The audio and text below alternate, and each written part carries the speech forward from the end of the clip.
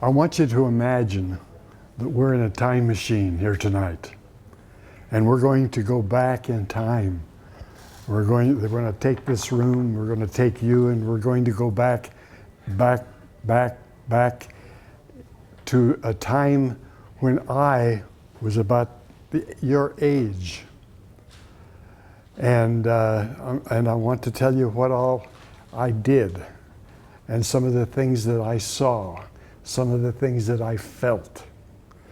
Because it was a period in time when the world was in very, very much in turmoil. All kinds of bad things were happening. And so if we're going clear back to a time when the biggest employer here in Pueblo, Colorado was CF&I. Most of the people that live in Pueblo worked there, or we provided a service in some way to the people that worked at the Colorado Fuel and Iron Corporation, the steel mill. It was the big thing. Pueblo had 2 daily newspapers at that time, the Pueblo Chieftain, the Pueblo Star-Journal. One in the evening, one in the morning. Now we've only got one. But one of the things that the Star-Journal did is that they also published the newspaper that would be used at the Pueblo Army Air Base. And so what I want to do is to take you back to that period in time when we had the Pueblo Army Air Base. Now, and I say, I was your age, and so I think you can appreciate then what the kinds of things that happened then. Now, a lot has happened to me since then, and just a little brief summary of what's happened to me from the time that I was your age. Well, I was going to school out there at Belle Plaine School between the city and the air base. And then as time went by, I went to Vineland High School out in the county, Lakeside Vineland High School. Now it's Pueblo County High School. From there, the World War II had just ended when I was going into high school. And Korea was there. We had a little bit of a flap up going over in Korea. So I enlisted in the United States Navy, served 4 years, and had a wonderful time. I had some exciting times during that interval in my service in the Navy. But the Navy helped me. They sent me through electronics school, and they gave me the background so that when the Korean War was over and I got released from the Navy, I went back and got my engineering degree and got my bachelor's degree, master's degree, and my doctorate. And so the Navy helped me get an education, and all the way through, what I learned in the Navy was the beginning. Without it, I don't know what would have happened. But getting my doctorate then and became an electrical engineer. And that opened up all kinds of doors, all kinds of opportunities. One of the things that it did was, I don't know, you remember the thing called the Soviet Union? You remember hearing about that? The Union of Soviet Socialist Republics? Well, there came a time in 1990 when they decided that they needed to open up. Things weren't going too well for the communists. And so they opened things up. And they had a thing called Glasnost. And during Glasnost, I was one of 9 engineering educators in the United States invited to visit with the educators in the Soviet Union. So I went to Moscow, Kiev, Nikolaev down on the sea, went all over the country of Russia, and learned and met some wonderful people. Some Russians that I still talk to today, believe it or not. I also ran into some Russians that I didn't feel I could trust very much. But that was back in 1990. But my engineering education opened up other opportunities to me, and one of those was to work with the Middle Eastern country called Yemen. You may have heard some things about Yemen very recently. Well, I spent time in Yemen, and I had a contract with Yemen to develop a community college system for that country. I developed it, turned it over to another institution to implement it, and then the next thing that happened to me was I had an opportunity to work with Kuwait. Shortly after Kuwait had been involved in a war where Iraq had come down and captured Kuwaitis, we helped the Kuwaitis and the Saudis kick them out. And so I was invited to come in right after that and work with their educational system in bringing it back up to speed in Kuwait. A year later, I was invited to do the same kind of thing in Saudi Arabia. So I've worked with all of these different countries and all these different peoples. But all of it started when the Pueblo Army Air Base came into existence. And that's where everything that's happened to me has been as a result of the kinds of experiences that I went through in all of that transition and in all of that time. And so I want you to go back with me tonight and look at the kind of things that were going on when I was your age. And I want you to remember the sacrifices that you're going to learn about here tonight. So this time machine, I don't think you'll find it too boring, but if you finish before I do, hold up your hand. What happened?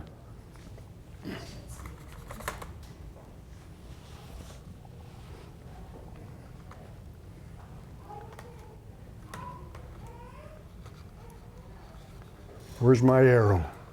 There it is.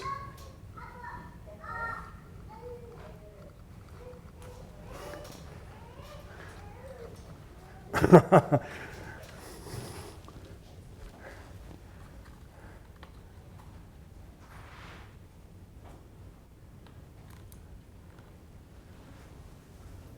base history actually begins in 1941, since its authorization was within days of the Pearl Harbor attack by Japan.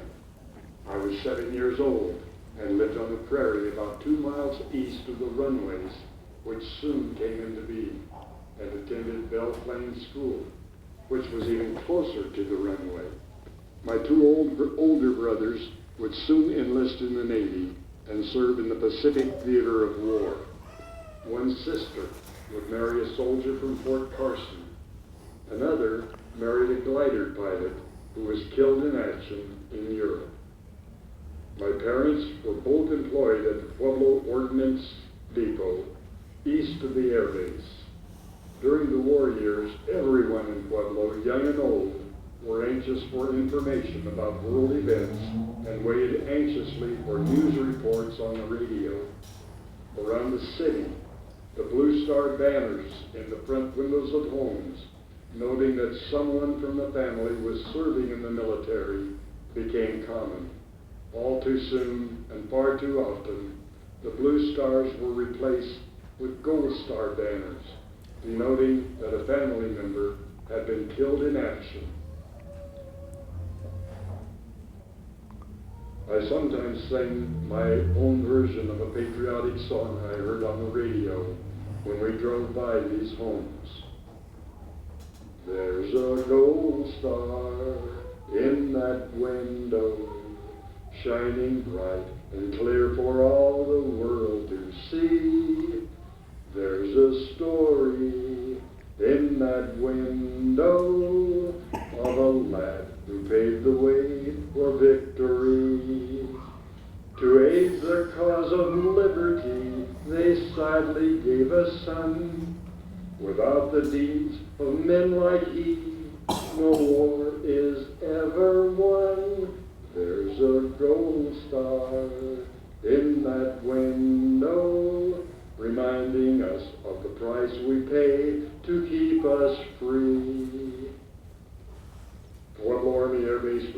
exist until after the Japanese attack on Pearl Harbor.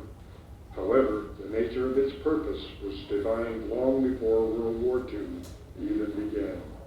The root causes of what was to become known as World War II were complex and embedded in both economic and sociologic problems around the world.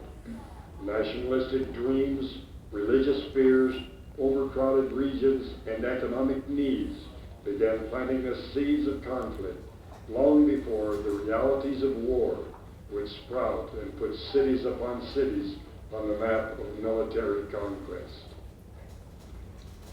In 1919, Adolf Hitler had joined the Nazi Party in Germany and soon rose to the top of the party. He applied the principles laid out in his book, Mein Kampf, to shape Nazism. Its components included extreme nationalism. He wanted to unite all German-speaking people in a great German empire. Racial purification. He saw this as necessary to allow the Aryan race, also known as the master race, the opportunity to rule the world. And national expansion, to establish Lebensraum, or living space, for the German people. Joseph Stalin rose to power in 1924 after communist leader Lenin died. He used the 5-year plans to turn the Soviet Union into the world's second largest industrial power, surpassed only by the United States between 1928 and 1937. He purged those who threatened his power, and by 1939 had established a totalitarian state that exerted complete control over its citizens. Meanwhile, the Italian dictator Benito Mussolini in 1921 had established the Fascist Party. In October 1922, he marched on Rome with thousands of his followers called the Black Shirts. Government officials, the army, and the police force sided with him, so the Italian king stepped down and appointed Mussolini the head of the government. He established a fascist state and began allying Italy with Germany. Then he began territorial conquests, bringing North Africa under the axis of power. Germany began by invading countries to the east, and the Soviets, who at first aligned with the Germans, occupied Poland. Hitler wanted more. He then attacked the Soviet Union and moved into France.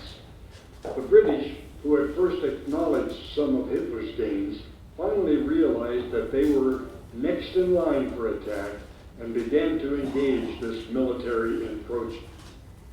While this was developing in Europe, things were happening on the other side of the world in what would become the Pacific theater of war.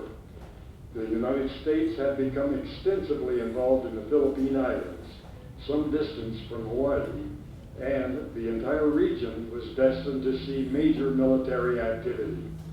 The Japanese militarists had been on the rise for years, having occupied Manchuria, Korea, and much of China, and they were on the verge of attacking Burma in the west. The Pacific itself was largely governed by elements of the British Empire, some European powers, and the United States. This dominance was to be severely challenged when Hideki Tojo became Prime Minister of Japan in October of 1941. His rise to power marked the success of the militaristic faction in Japan. He soon developed a totalitarian government and authorized the attack on Pearl Harbor while continuing the expansion in China, Southeast Asia, and the Pacific. The United States remained neutral as the rest of the world was in turmoil, and Roosevelt moved cautiously away from this neutrality. In September 1939, under a cash and carry provision, the U.S. began to sell arms to Britain and France as long as they paid cash and transported the goods on their own ships. In 1940, Roosevelt asked Congress to increase spending for national defense, and Congress passed the country's first peacetime military draft called the Selective Training and Service Act. Under this act, some 16 million men between the ages of 21 and 35 would be drafted to serve. In March 1941, the Lend-Lease Act was passed, which allowed the United States to lend or lease arms and supplies to any country whose defense was vital to the United States. December the 7th, 1941, a day that will live in infamy. The Japanese bombed Pearl Harbor. Japan declared war on the United States and Britain on December the 8th, 1941. The U.S. Senate and House voted 470 to 1 to declare war on Japan, and Britain declared war on Japan on December 8, 1941. Germany and Italy then declared war on the United States on December 11, 1941, and Congress replied with a declaration of war against Germany and Italy. Roosevelt designated Pueblo as a defense area on December 10, 1941, creating expectations of operations which would affect the business life of the city. It was learned on December 21st that Pueblo had definitely been selected for the location of an ammunition storage facility at North Avondale. I learned this song. We've done it before and we can do it again. Yes, we will do it again.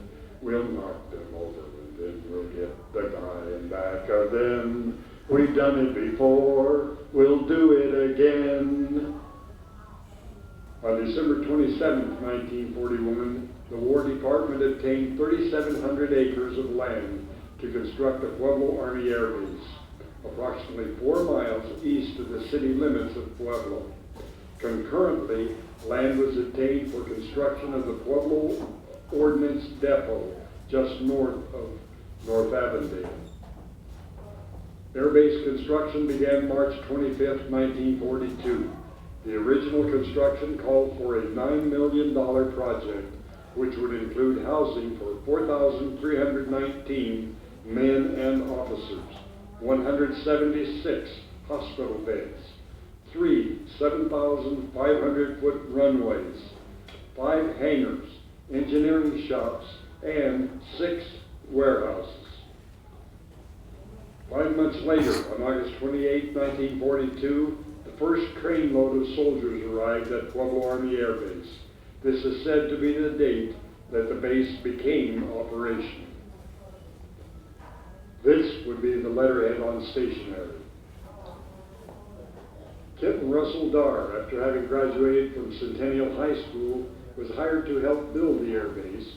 Darr had enlisted in the Army Air Force and went on himself to fly B-24s, completing 30 missions over Germany.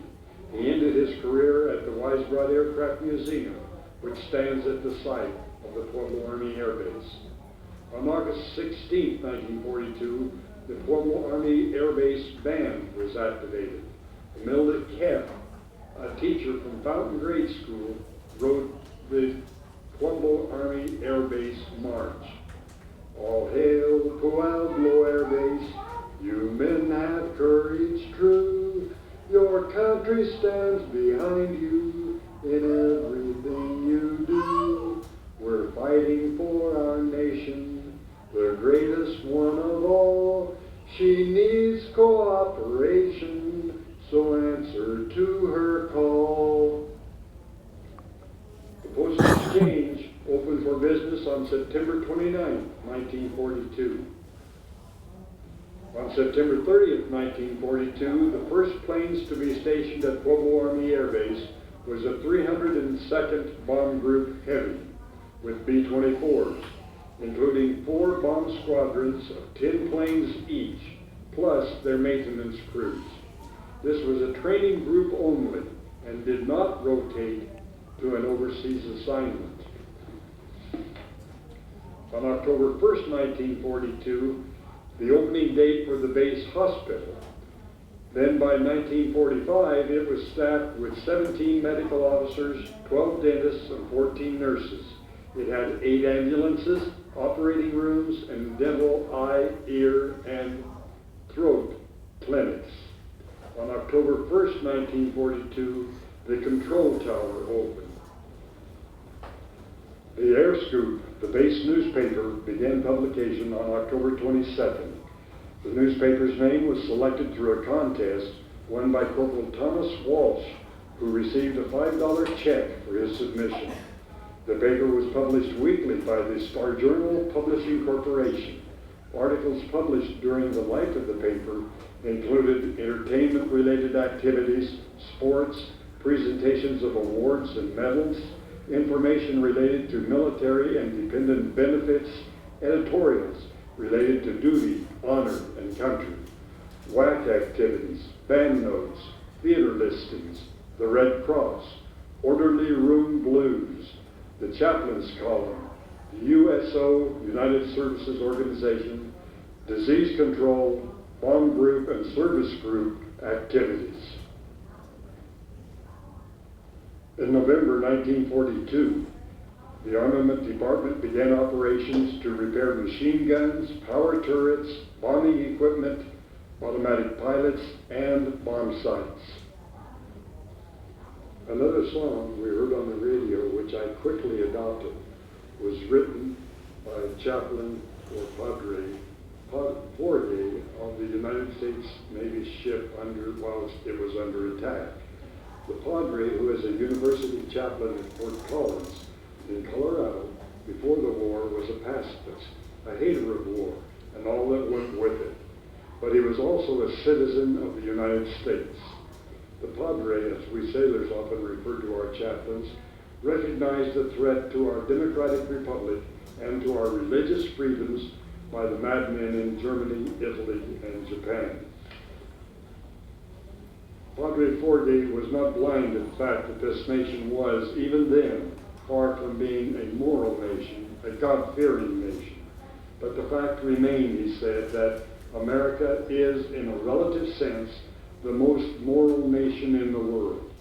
He told his men, we must fight for America, not because she was godly, but because she offered the best hope available to see humankind have the opportunity it needs to improve itself. He wrote this song and joined his crew in loading the ship's 5-inch guns. Praise the Lord, and pass the ammunition. Praise the Lord, and pass the ammunition. Praise the Lord, and pass the ammunition, and we'll all stay free. Praise the Lord, and swing into position. Can't afford to be a politician. Praise the Lord, we're all between perdition and the deep blue sea. Yes, the sky pilot said it, you gotta give him credit for a son of a gun of a gunner was he. Shouting, praise the Lord, we're on a mighty mission, all aboard, we ain't a-going fishing. Praise the Lord, and pass the ammunition, and we'll all stay free. The bombing range was constructed 10 miles south of Tempest, Colorado, on 2,000 acres. An observation tower and barracks were constructed 15 miles south of Manzanola. 2,000 acres of land were purchased by the War Department for use as a gunnery range. The 308th Bomb Group, also using B-24s, which was a tactical group, trained here between 30 November 1942 and 2 January 1943. The first fatal crash occurred at the base. A 3-ship formation of B-24Ds from the 375th Bomb Squadron, 308th Bomb Group, departed Pueblo Army Air Base at about 0830 on 22 December 1942 on a mission which included practice at formation flying, use of the bombing range, and then use of the air-to-ground gunnery range. This crash photo, with 10 fatalities, was just south of the town of Pueblo. The complement at the base during 1942 was approximately 3,600 military personnel. That crash reminded me of another song. One of our planes was missing, 2 hours overdue. One of our planes was missing with all its gallant crew. The radio sets were humming. We waited for a word. Then a voice broke through the hum, and this is what we heard. We're coming in on a wing and a prayer. Coming in on a wing and a prayer. Though there's one motor gone, we can still carry on. Coming in on a wing and a prayer. What a show, what a fight. Yes, we really hit our target for tonight. Look below, there's our field over there. We're coming in on a wing and a prayer. Colored soldiers at Pueblo Army Air Base served in a period of time when the armed forces practiced segregation. Prior to the war, Pueblo, Colorado was not known for practicing segregation.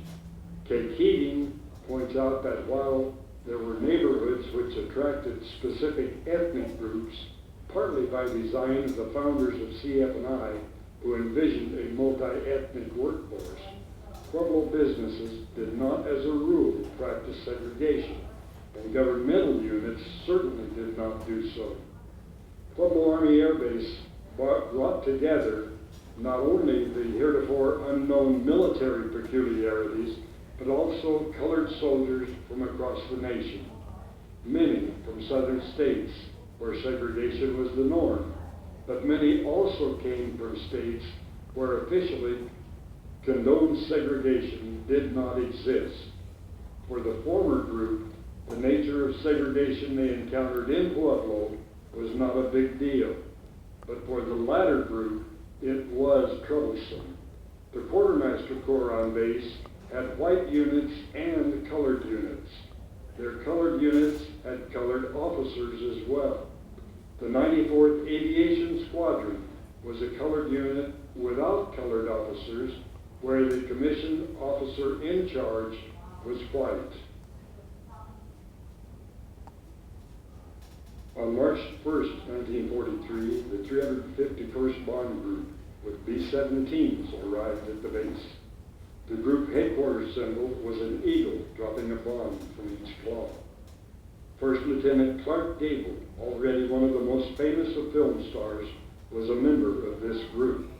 He was promoted to captain before leaving the base and later earned the rank of major. At the base, telephone lines were swamped with calls, and it was necessary to request the public to allow Gable to train unmolested. He ate at the officers' mess and lived in officers' quarters. This attention did not go unnoticed by the Nazis, who placed him on their list of most wanted war criminals. Hermann Goering, the head of the Luftwaffe, posted the equivalent of a $5,000 reward for the Nazi flyer who would bring Gable down. If Gable was captured alive, the German pilot would also receive a promotion. The 400th Bomb Group arrived in Pueblo on June 3rd, 1943, with Lieutenant Colonel John A. Way in command, and he presented the top hatter's insignia, Duke the Spook, whose motto is death at the hands of gentlemen. The ruby stud, he said, indicates our wealth and loyalty and contented minds. The top hat represents the elite of high flyers, and the tilt of our hat shows our attitude and self-assurance. The monocle represents our keen insight, and the white tie proves our esprit de corps. Last of all, the two dice, which the Duke always has handy, indicates our willingness to pit our skill against the enemies, even though the odds may be against us. The issue of the Air Scoop on July 29th featured this top hatter group, and gave the words of the song. And it was published and recordings were made through the offices of Bing Crosby. I'm not sure I remember the tune exactly, but the lyrics go something like this. The night is calm and the sky is clear, a perfect setup for a bombardier. Motors roar with an angry spark, the big B-24s are on their marks. From the ground with shrieks and wails, a ghostly figure hits the ether trails. A mascot in a high hat and tails meet the gallant swell. Duke the spook, charming as hell. Duke the spook, with flowery phrase on his lips, he'll annihilate those nips. When his killing smile greets the foe, death is done in style, don't you know? Class will win, and they'll give in, and you'll shake the hand that shook Berlin. Oh, Duke the spook. On August 6, 1943, the Women's Army Auxiliary Corps, WAAC, established to enable women to assume duties which would release more men to serve in combat roles, were officially taken into the U.S. Army and would thereafter be known as the Women's Army Corps, or WAC, or WACS. As they marched back to the barracks here, the Army band played "You're in the Army Now." On January 6, 1944, 19 ships from the Pueblo Army Air Base joined to make up a group of 100 Liberators, Flying Fortresses, and pursuit planes to stage a mock battle over Colorado Springs. All flew at 20,000 feet in battle formation. This is the headquarters building on the base. In March 1944, the Air Scoop reported that noted war correspondent Cecil Brown reminded airmen that we're at war against fascism. He described fascists as the people who caused this war. He states, and I quote, "A fascist hates freedom for others, has contempt for the people, calls them rabble and scorns their individual rights. A fascist thrives on hate, blind hate. He adores bigotry and prejudice. He schedules and schemes to whiplash minds into ugly snarls. A fascist will not live in peace besides those who are unlike him, whether next door or 1,000 miles away. The fascist must sway his neighbor, enslave him, or exterminate him. The fascist expects to do the thinking for you." Wow. America fought a war against these ideas. Given the news of today, this sounds like a precise description of radical Islamists such as ISIS, ISIL, and Al-Qaeda.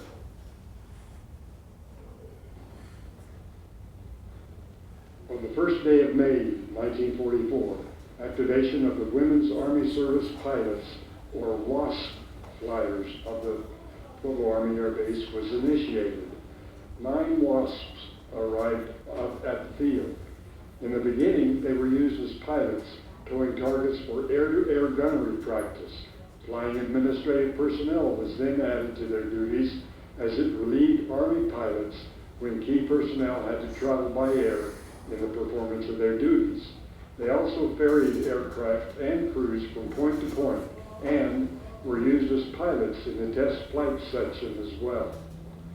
June 29th, Air Scoop reported that the GI Bill recently passed by Congress provides 52 weeks unemployment compensation at $20 per month, a guarantee of 50% up to, but no more than $2,000 on loans for purchase of farms, small businesses, and homes at 4% interest.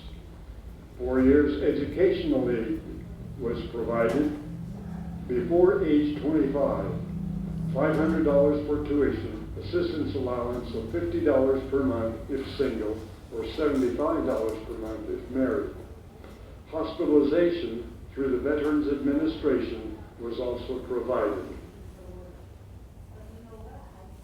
Tokyo Rose originally Los Angeles, but broadcasting propaganda for the Japanese from Tokyo during the war to entertain our troops in the Pacific.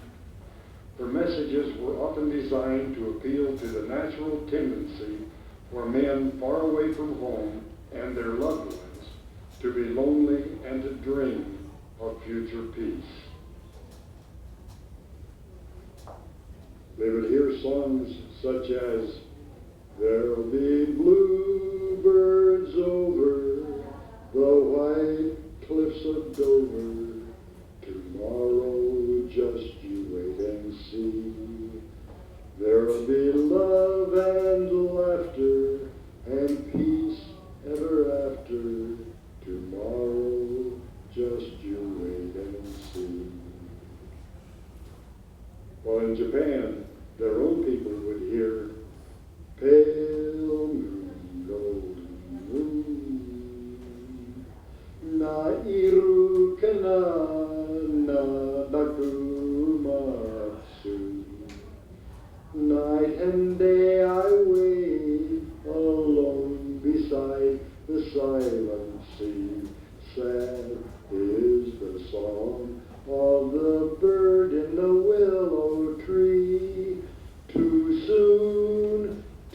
soon dies the lonely moon, and so my youth and beauty. Will my love return? Pale moon, golden moon."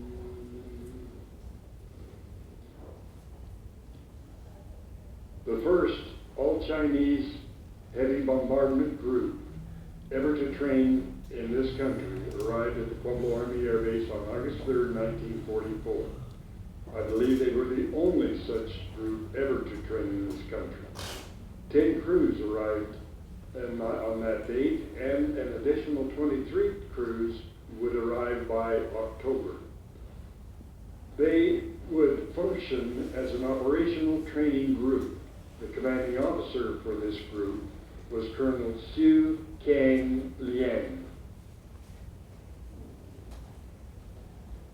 Both American and Chinese airmen in uniform of the 8th Bomb Group would be a common sight at Mineral Palace Park on the streets of the Pueblo and at the USO Dance Hall located on 7th Street between Main and Court Streets. There were 4,947 military personnel on base at the end of November 1944. 2 bomb groups would depart from Pueblo that month, one with 56 air crews, the other with 33 air crews. The average number of airplanes assigned to this base for training purposes was 52.3. Total flying time for all sections was 7,626 hours. 55 new American crews began training in November 3rd of 1944. After only 7 months of service, the WASP program was deactivated on December 20th, 1944. Still, another bomb group of 33 American crews completed their training on December 25th, 1944. Still, another group of 31 crews began training on January 2nd of 1945. 1944 had been a very busy year at the Pueblo Army Air Base. Base strength on January 1st, 1945 stood at 4,052 officers and enlisted men. Provisional Group 126 left the base. Then 230 officers and 336 enlisted men arrived to form still another probationary group, or provisional group, on 30 January, bringing the total to 1,013 officers and 3,507 enlisted men. On April 15th, a memorial was held up base for our late President and Commander-in-Chief, Franklin Delano Roosevelt. On May 1st, 1945, the 8th Bomb Group of the Chinese Air Force was honored at graduation ceremonies.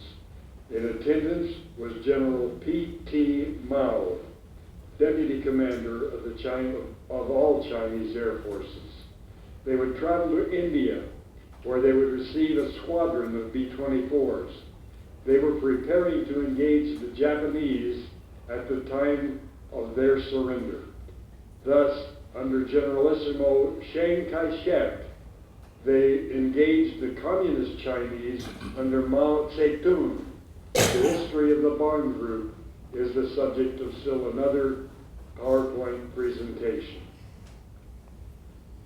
May 6, 1945 marked the last training flights of B-24s at the base. No further flights were made as all crews had completed their training and the preparation of the aircraft for transfer had begun. On May 7, 1945, Germany surrendered at Eisenhower's headquarters in Reims, France. B-29 Super Fortress training began that same month at the base, with the 466th Bomb Group very heavy in anticipation of the need to invade Japan itself. September 2nd, 1945, Japan signed surrender terms on the battleship Missouri in Tokyo Bay. Finally, the war was over. In Pueblo, people began to wonder about the future of this air base. On September 6th, the base was informed that personnel numbers would be reduced to 500 officers and men within 20 days. Come on September 20th, in its efforts to induce the government to make Pueblo Army Air Base a permanent base, the local Chamber of Commerce, in conjunction with the Army and civilian weather bureaus, revealed that flying weather here ranks third in the nation as most favorable. 93% of the year offers excellent flying conditions. On September 24th, 1945, all flying activities and crew training was discontinued. On the 27th, the 2nd Air Force sliced the base's manpower to 500 GIs and officers within 15 to 20 days. Civilian personnel still employed would remain. It was stated that this action had no connection with any possible post-war mission for this station. The base hospital was closed almost 3 years to the day after it first opened shop. Base strength by September 30th was down to 265 military personnel. On January 2nd, 1946, the post engineer report indicated that a total of 185 buildings had been put on standby, and 24 more are now in the process of being put on standby. The total number of buildings on base is 329, plus a total of 36 structures, making a grand total of 365 buildings and structures. The inactivation program now in force is approximately 65% complete. Many of the buildings on the base were declared surplus and made available for purchase. This took place over a period of years.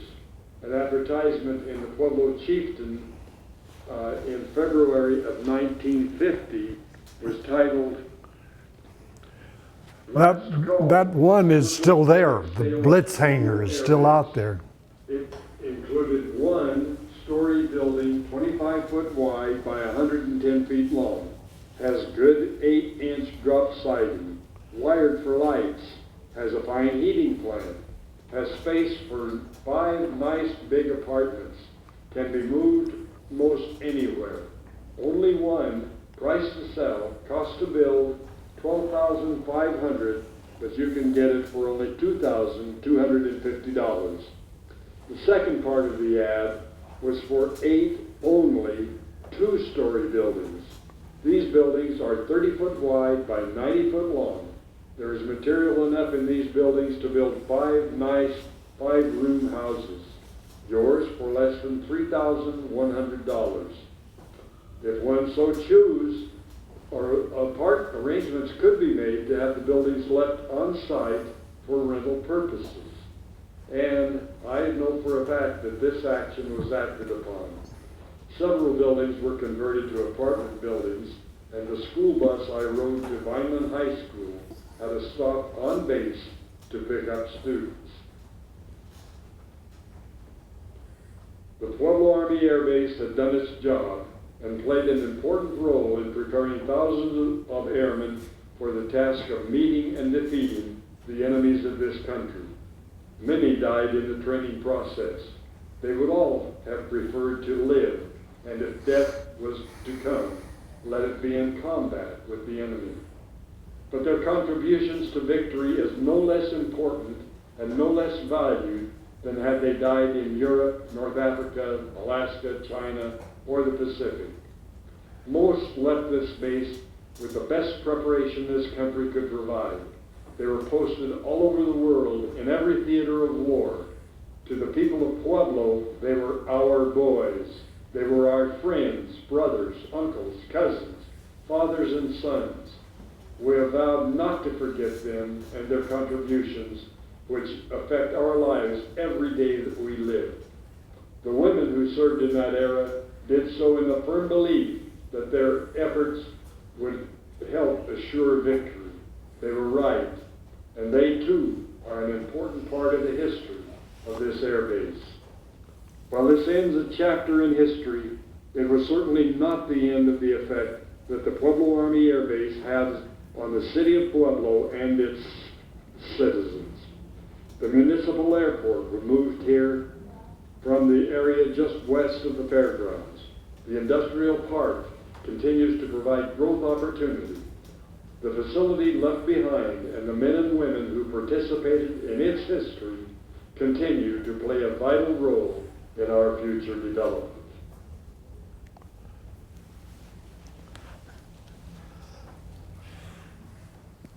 That kind of brings it to a point of closure. The one thing that strikes me when I looked back through all of this was the differences in technology. When you stop and think about it,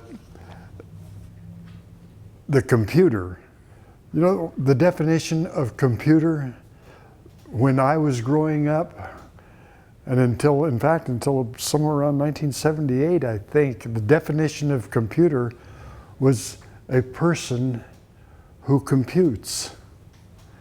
And most often, this was the device that we engineers used. This was my computer. And when I think of the differences that you folks are going to face simply because of the change in the coming of that digital computer, it's going to be a wholly different world out there. I envy you and I pity you. One of the final things that I would like to point out, though, is that this era that we were talking about, this was our flag. This was the 48-star flag. Anybody know what the first star was? What state was the first state in our 48? Okay. Yep. Delaware, right. Colorado was number 36. And so, with all deference to Hawaii and Alaska, who now comprise the 49th and 50th states, this flag right here, this flag is the one that I fly every year on Memorial Day and on the 4th of July.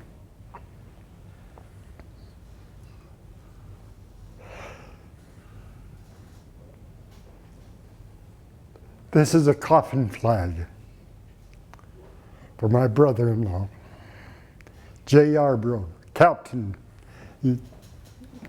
glider pilot, in the United States Army.